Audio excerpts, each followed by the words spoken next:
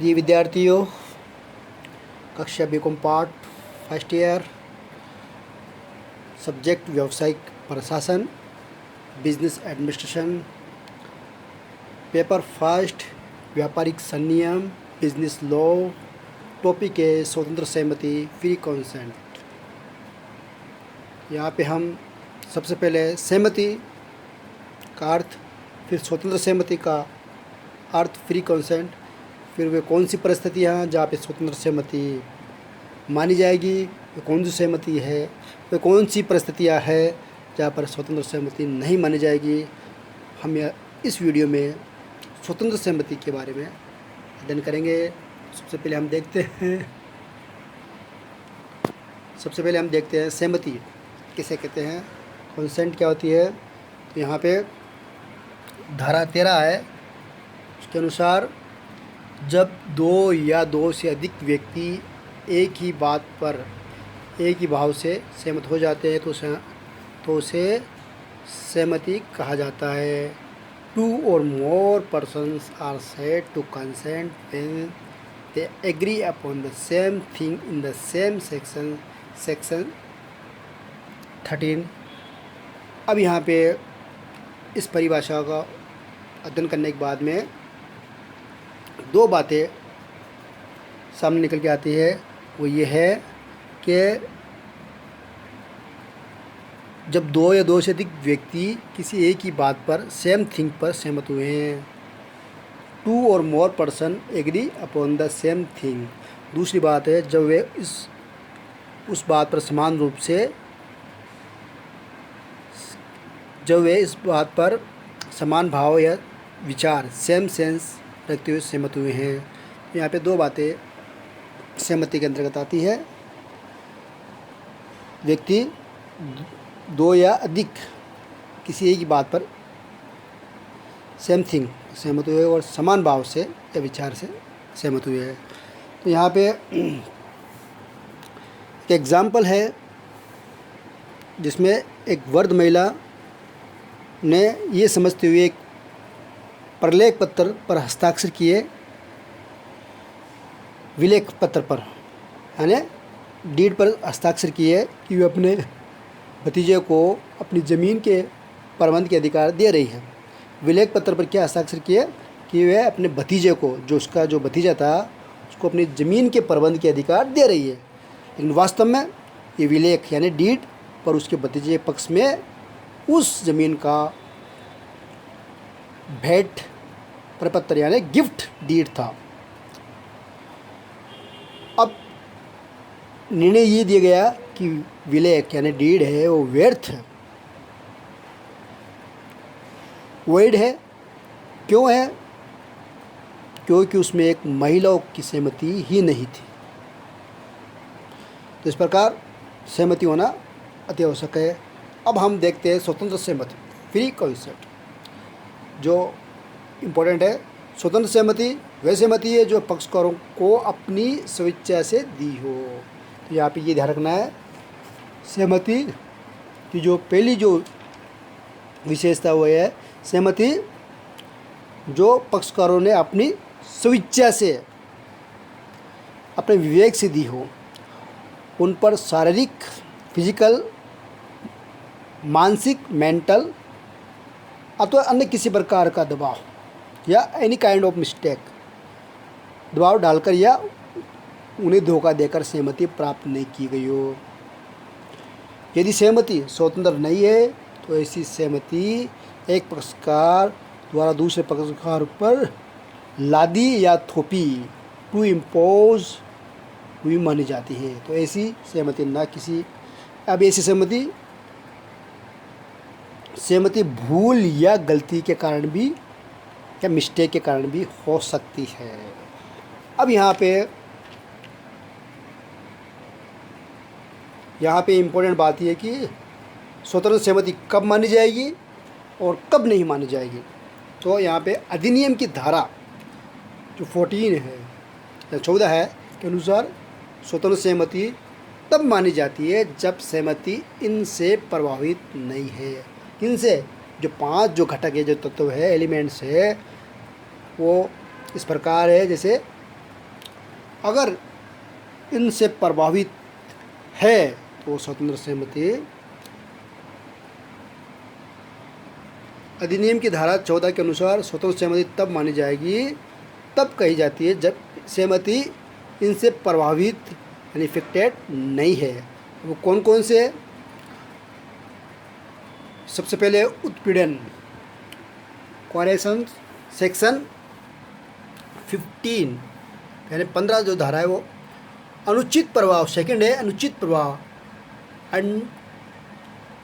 Undue influence, section 16, ठीक है। फिर है कपट, फ्रॉड, सेक्शन 17, मिथ्यावंडन मिथ्या कथन, मिस रिप्रेजेंटेशन, लास्ट है गलती या भूल, मिस्टेक। तो इस प्रकार अगर ये 5 बिंदु आ जाते हैं तो स्वतंत्र सहमति नहीं मानी जाएगी, ठीक है।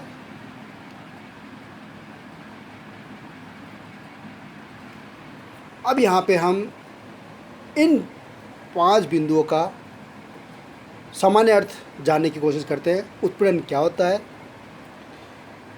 इसके अलावा अनुचित प्रभाव क्या है, फ्रॉड क्या है, इसके अलावा मिथ्यावंडन किसे कहते हैं, और गलती या भूल क्या है। इनका सामान्य अर्थ जानने की इस वीडियो में कोशिश करते हैं। नेक्स्ट वीडियो हम में देखेंगे कि उत्पीड़न जो 5 पॉइंट दे रखे हैं उनका हम विस्तार पूर्वक अध्ययन करेंगे। यहाँ पे हम इस वीडियो में केवल इनका अर्थ, सामान्य अर्थ जानने की कोशिश कर रहे हैं। तो सबसे पहले उत्पीड़न किसे कहते हैं, उत्पीड़न क्या होता है, उत्पीड़न किसे कहते हैं। उत्पीड़न सामान्य, उसमें 2 बातें ध्यान रखनी है। वो ये है कि भारतीय दंड विधान यानी आईपीसी द्वारा वर्जित कोई भी काम को वो वर्जित है, किसी कार्य को करना या करने की धमकी देना, अगर ये पाया गया। दूसरी बात, किसी भी संपत्ति को अवैध रीति से रोकना या रोकने की धमकी देना। तो यहाँ पे उत्पीड़न से तात्पर्य अगर 2 बातें है जो ये भारतीय दंड विधान यानी आईपीसी इंडियन पेनल कोड द्वारा वर्जित कार्य करना या करने की धमकी देना। दूसरी बात, किसी भी संपत्ति की अवैध रीति से रोकना, रोकने की धमकी देना। यहाँ पे सिंपल अर्थ उत्पीड़न का। अब नेक्स्ट है अनड्यू इन्फ्लुएंस, सेक्शन 16, जिसमें सिंपल अर्थ बताया गया है। इसमें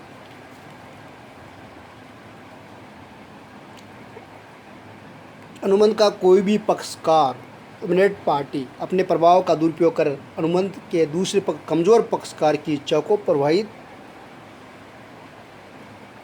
कर अनुबंध में अनुचित लाभ प्राप्त करता है तो वे ये कहा जाएगा कि वे अनुबंध अनुचित प्रभाव से रहित है। अनुचित प्रभाव एक तरह से नैतिक या मानसिक उत्पीड़न है, ठीक है। तो यहाँ पे सिंपल अर्थ यही है कि कोई एक पक्षकार होगा जो क्या होगा, प्रभावी पक्षकार होगा, डोमिनेट होगा। दूसरा पक्षकार क्या होगा, कमज़ोर होगा। अब जो डोमिनेट, जो प्रभावी पक्ष होगा वो क्या करेगा, दुरुपयोग करे, अनुबंध करता है किसी दूसरे पक्षकार जो कमज़ोर वाले पक्षकार से, और अनुचित लाभ प्राप्त करता है। तो ये अनुचित प्रभाव होगा। इसका हम विस्तार पूर्वक अध्ययन नेक्स्ट वीडियो में करेंगे। अनुचित प्रभाव का कि अनुचित प्रभाव कब माना जाएगा, कब नहीं माना जाएगा, इत्यादि की बातों के बारे में हम आगे नेक्स्ट वीडियो में करेंगे। फिर नेक्स्ट है कपट।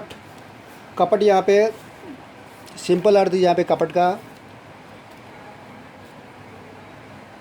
कपट से तात्पर्य किसी पक्षकार द्वारा या इसके एजेंट, पक्षकार खुद भी हो सकता है, स्वयं भी हो सकता है, या उसके एजेंट द्वारा भी जानबूझकर अनुबंध के महत्व तत्व को, जो इम्पोर्टेंट जो फैक्ट है को मिथ्यावंडन करने अथवा उन्हें छिपाने से है।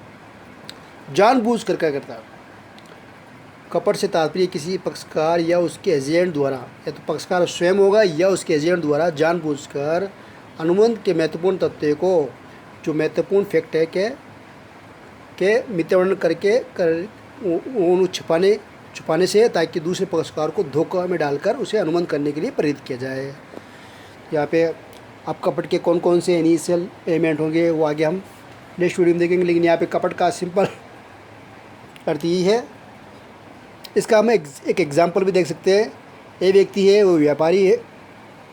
ये व्यक्ति नामक व्यापारी बी से घी बेचते समय कहता है कि ये घी क्या है, शुद्ध देसी का है, शुद्ध देसी घी है, प्योर घी है, जबकि वो जानता है कि इसमें मिलावट की है। तो यहाँ पे जानबूझकर झूठ बोलकर कपट किया जा रहा है, तो इसको हम कपट कहते हैं। ठीक है, नेक्स्ट इसमें दे रखा है मिथ्यावर्णन। मिथ्यावर्णन में इम्पोर्टेंट ये है कि एक पक्षकार दूसरे पक्षकार को अज्ञानवश धोखा देता है। इसमें पक्षकार को धोखा देने का अभिप्राय नहीं होता है, इम्पोर्टेंट बात है।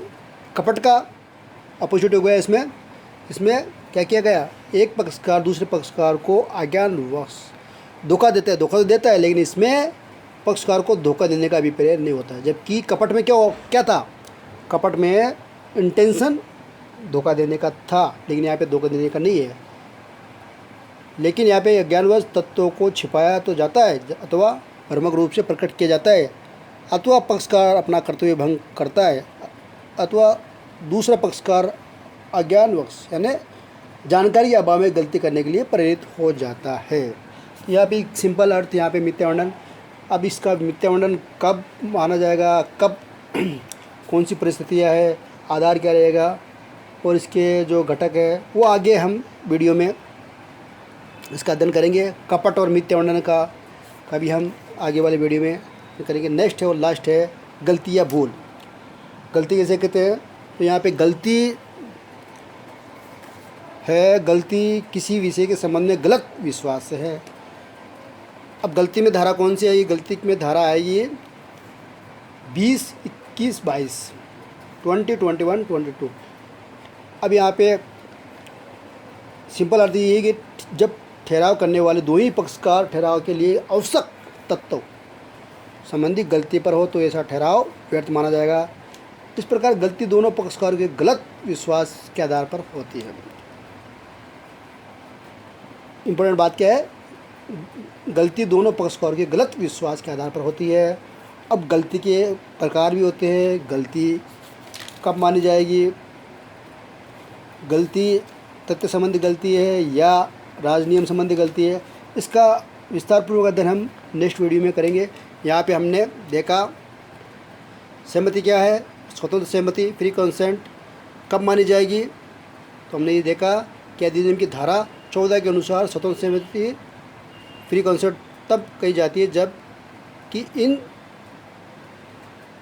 सहमति से प्रभावित नहीं है। वो कौन कौन से बिंदु है, एलिमेंट्स है, उत्पीड़न जिसमें धारा 15 अनुचित प्रभाव, इंड्यू इन्फ्लुएंस सेक्शन कितनी है 16, फिर फ्रॉड कपट सेक्शन 17, फिर मिथ्यावर्णन 18, फिर गलती या भूल मिस्टेक, ठीक है 21, 22 धारा कौन सी थी इसमें, 20, 21 और 22। तो यहाँ पे ये धारा भी ध्यान तक नहीं। तो इस प्रकार अब नेक्स्ट वीडियो में हम इनका पांचों जो एलिमेंट्स है, जो पांचों जो घटक है, उनका हम विस्तारपूर्वक अध्ययन करेंगे। Thank you.